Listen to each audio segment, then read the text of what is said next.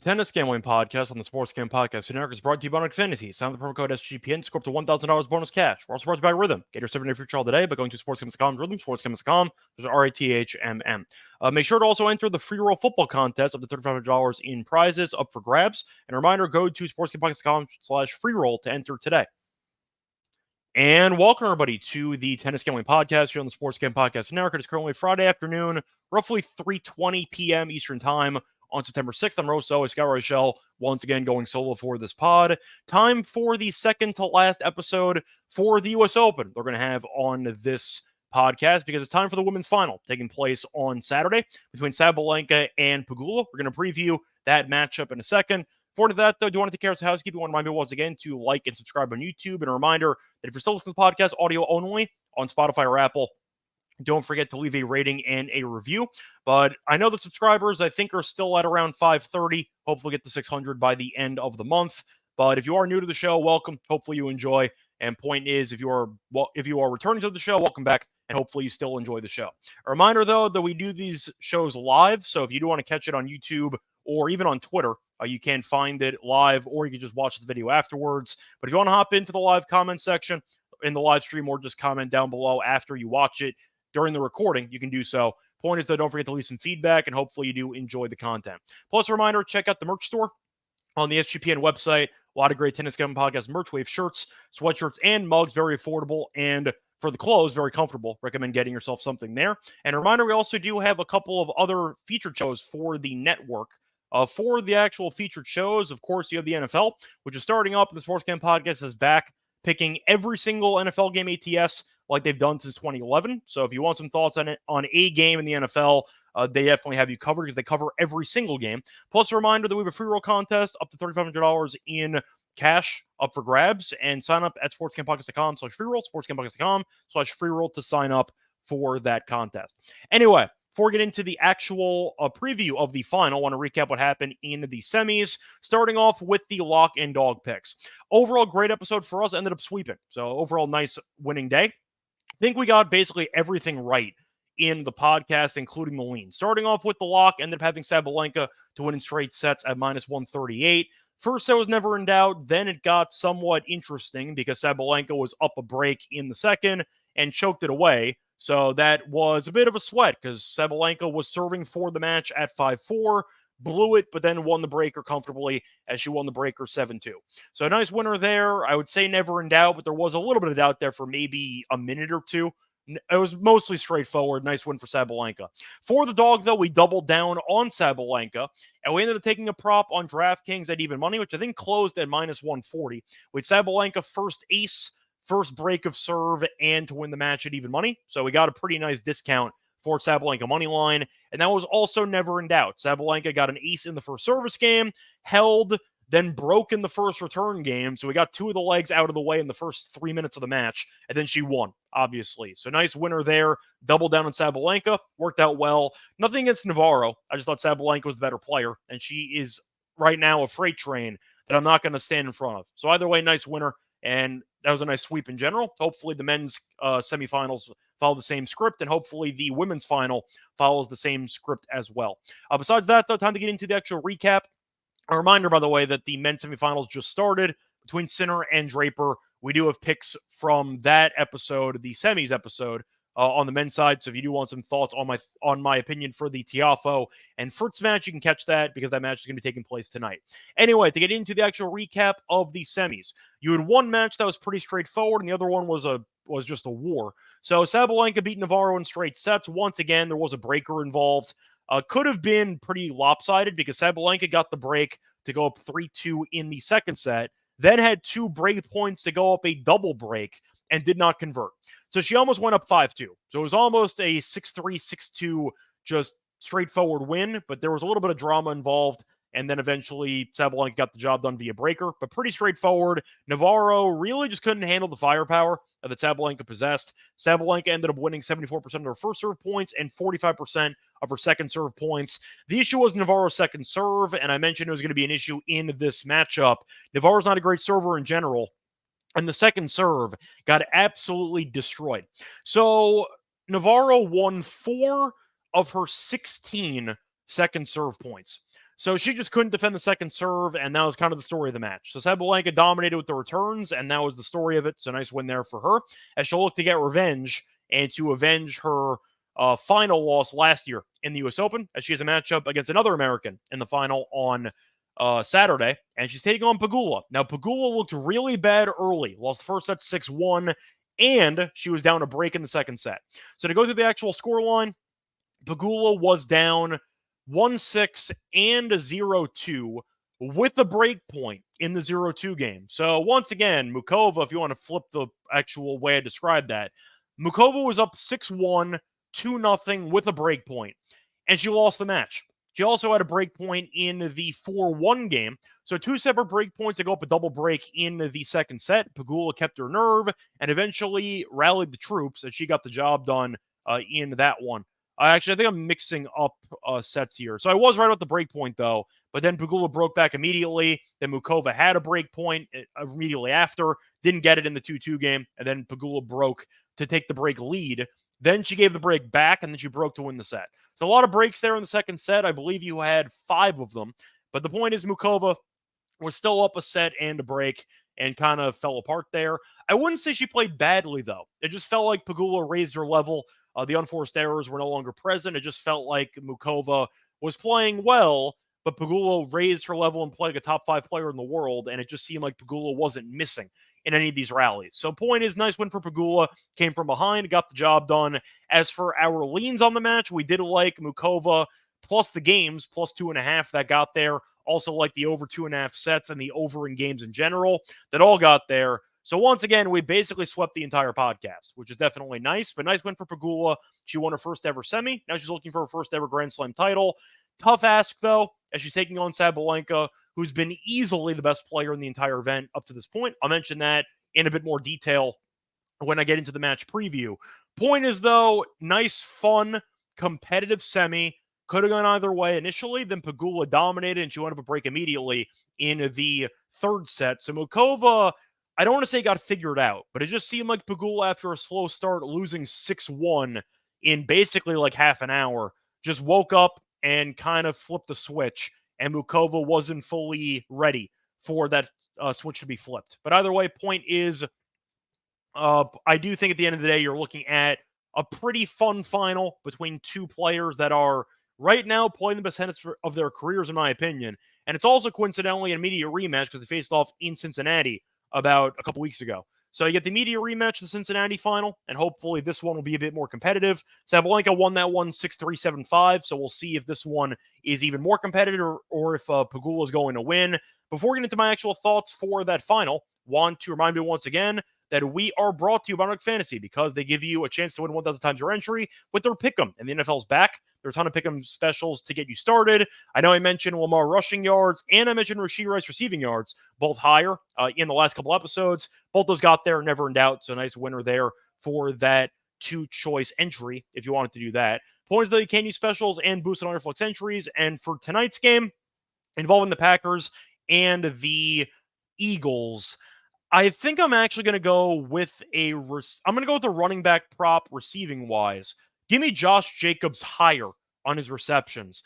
I just feel like with the amount of injuries the Packers have to the backfield, A.J. Dillon's out for the year. Their backup Lloyd is also injured with a hamstring issue. He might not play. Not much depth there for the Green Bay running back core, and I do think that Jacobs will get a couple of targets as some dump-off passes or maybe a screen pass or two. Give me Josh Jacobs higher on his receptions for that Friday night game in Brazil against the Eagles. Either way, though, point is when you end up making an account with Underdog, don't forget to use the promo code SGPN to claim your special pick and your first-time deposit offer up to $1,000 bonus cash on Fantasy promo code SGPN.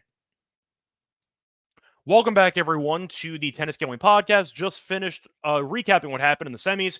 Time to get into the actual final matchup on Saturday between Pegula and Sabalenka. Now, the match will be taking place at around 4 p.m. Eastern, so afternoon game. Sure, most people, afternoon match, going to be tough to fully juggle this match and all the college football going on, but I'm sure people will find a way. Point is, though, for this matchup, Sabalenka is a massive favorite to no surprise. Sabalenka is currently at around minus 300 Pegula's around plus 250 for the game spread, -4 for Sabalenka with some juice, -125. You have +4 for Pegula at +105. For the over-under in games, 21.5 or 20. Juice to the over, obviously, on the 20. For the set spread, Sabalenka in straight sets is around -110. Pegula to win ace sets, -110. For the over 2.5 sets, you can find that at +170. So getting into the head-to-head, I mentioned a second ago they faced off in Cincinnati a couple weeks ago, and Sabalenka did win in straight sets. It was competitive, though, 6-3, 7-5, so you actually found the exact middle between the 20.5 and the 21.5 for the total. Now, for the sake of the head-to-head, though, dating back a couple of years, that was the only meeting this year. Sabalenka won in straight sets. Faced off in the WTA finals last year, Pegula won in straight sets, but they also faced off the year prior, and Sabalenka beat her in straight sets, same scoreline, 6-3, 7-5. So in the head-to-head, Sabalenka has done very well. In fact, Sabalenka has won 5 of the last 6 meetings. So I do have to point out Sabalenka has kind of owned the head-to-head. And on top of that, Pegula did beat Sabalenka in Cincinnati in 2020 in the first ever meeting. Since then, Pegula's only had one match where she's won a set, and that was when she beat her in the WTA finals last year. Sabalenka, in all of her wins, all 5 of them in the head-to-head, all of them were in straight sets. So pretty straightforward. And if you're expecting Sabalenka to win, maybe straight sets is going to be the option for you because it shows that Pegula has had a hard time coming back when losing the first set. And that could be a potential angle that you might want to take. Now, Sabalenka's been dominant. She ended up winning Cincinnati without dropping a set, and she ended up going to the U.S. Open. Only dropped one set in the entire event, ended up losing to a set to Alexandrova, but she has dominated besides that, and the tiebreaker she went to against Navarro should have been a straight set win that involved no breaker because she had a chance, 2 break points to get a double break, and she got broken serving for the match. So she could have easily won that more convincingly, but she ended up blinking and then eventually got the job done. So she's been on cruise control. As for Pegula, she's had a tougher go of it, but still pretty easy. She dropped a set to Mukova in the last round. The first set she dropped in the entire event, but she was also down a break in the second set, so she had to come back. Did beat Swiatek, though, in straight sets, beat Schneider in straight sets, and she has not dropped a set besides that last match. So both players have been in great form. Definitely the best 2 players in the entire field based on performance. Now, the question here is if I think the home crowd will play a factor, and if I think Sabalenka is going to choke again after losing to Goff last year in the final in the same situation. I do not. I think Sabalenka is fully engaged, and I think that she's fully locked in to avenging what happened last year against Goff. And I do think that she will get the job done in this matchup. Now, the issue is trying to find value because Sabalenka is around -300. Do I think she's going to win in straight sets? Probably. I think Sabalenka really is the best player in the field by a wide margin based on how just solid she's looked. I know Pegula has a lot of overall rally tolerance and a lot of consistency. And the argument would be against Sabalenka, the unforced error count can get up there, and that can definitely be the undoing for her in this match, which kind of what happened in the Goff match last year, where she just kept hitting errors and giving away free points to Goff, and all Goff did to keep the ball in play. That could happen in this one again, but I really just think Sabalenka has a chip on her shoulder for this event, and it seems like from her quotes, she's fully committed to avenging the actual defeat from last year and getting the job done this time around. But based on how she's played and based on the overall firepower disparity, I just expect Pegula to constantly play defense in this matchup. Sabalenka's been unloading on the forehand the entire tournament. The serve's been very good. And I just see Sabalenka having more breakpoint chances, more overall, I'd say, control of a lot of the rallies in this matchup. And with that being the case, I do think there's some value on Sabalenka to win in straight sets. I think she's going to. I mean, if you want to play devil's advocate, you can go Sabalenka team total over 12.5, and that way you can potentially get there if she loses in 3 sets. But I think at the end of the day, Sabalenka is going to win. Pegula, yes, she's made a great run. I'm not taking it away from her. Point is, though, Mukova was very aggressive against her early, and it gave her a lot of problems. And I just feel like Sabalenka will once again up the aggression, but she's been very, very good. She has not really had to sweat any matches. And even Alexandrova, she won the next set 6-1. Next set after that, 6-2. So she really hasn't been tested at all up to this point. But she's been coasting. And the fact that she has not dropped a set, not just in the U.S. Open, but also in Cincinnati, tells me she's playing the best tennis of her career. I can't go against her. I think Sabalenka is a top 2 player in the world. I think Pegula maybe is number 4, number 5. But I think based on the overall performance of both players and the eye test, I think Sabalenka's better. And I think she's going to win in straight sets. So I think I'm going to go with that as my angle. If I had to go for any other props or any other actual bets here, I mean, the under 20.5 games maybe gets there, but I don't see much value. It is plus money, though.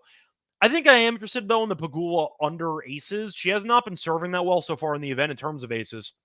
And I do think that 2.5 sounds a bit high for what I think should be a straightforward match. But you're looking at the overall matchup itself, and maybe Pegula gets the job done, but she's getting off to some, let's just say, average starts recently. I know that she ended up winning the first set in every match except for the last one, but that Mukova first set was kind of concerning.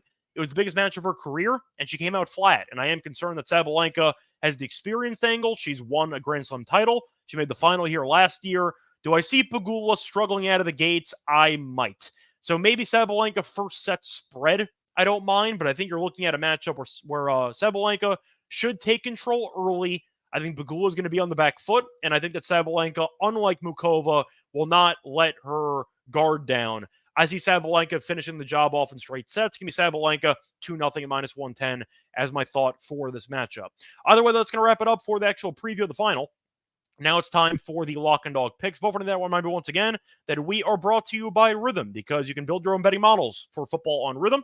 A reminder that they can also provide you with models they already have. They have a leaderboard system. So if you want to take one of the top performing models or just use Rhythm's predictive model, you can do either one instead. But they give you predictions on money line, spread, total, and props. And a reminder, they have a bunch of stats and predictions for player props and games. They have stats, research, trend analysis to give you more betting insights. And a reminder that they also liked Colorado and North Dakota State under 59.5, which got there. So keep that in mind. They give you college football numbers as well, not just NFL.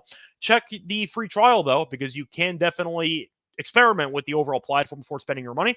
Claim your free trial today by going to sportscampus.com Rhythm, sportscampus.com, which is RITHMM. We're also brought to you by Game Time.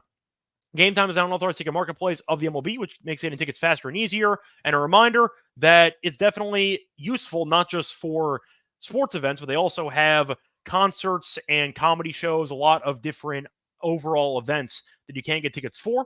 But for the sake of baseball, I've used Game Time before. Definitely a very solid app I recommend.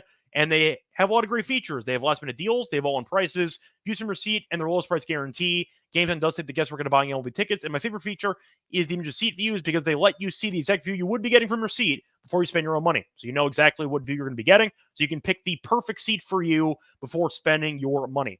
So once again, check out that overall feature. Check out the app in general. And a reminder that you can save $20 if you use the promo code SGPN when you are creating your account. So if you use the promo code SGPN, you'll get $20 off. Again, terms apply. Create an account and download the Game Time app today. Last minute tickets, lowest price guaranteed. Welcome back, everyone, to the Tennis Gambling Podcast. Just finished going through the preview for the final between Pegula and Sabalenka for the lock and dog picks. Starting off with the lock, I think I am going to go with a niche play, but it's been cashing quite regularly. I am going to go with the first set. However, I am going to go with the total. I'm going to go with the under 9.5 games in the first set at minus 140. Couple reasons why I am going to go with the under for this one. First reason, 9 straight matches that Sabalenka's been in that have had less than 10 games in the first set.